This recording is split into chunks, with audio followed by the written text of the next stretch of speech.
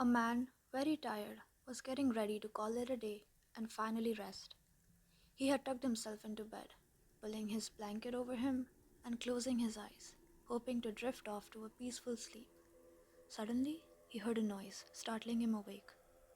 A single ray of light from outside illuminated his face. It sounded like a door opening, but he was home alone.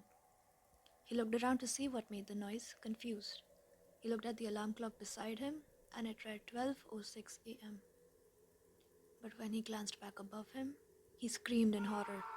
He found a horrifying, demonic woman sitting on his chest, her bony hand raised to claw him with her long, rotten nails.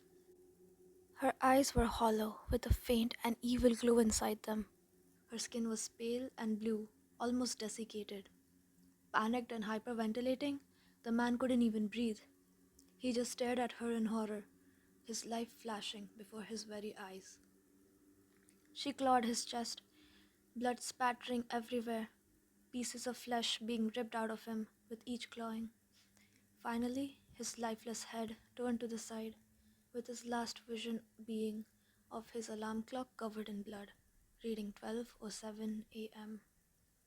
He then woke up a bolt in his bed, sweaty and hyperventilating. Was it all a nightmare?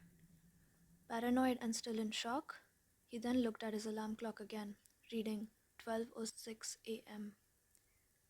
But then he heard the door open again.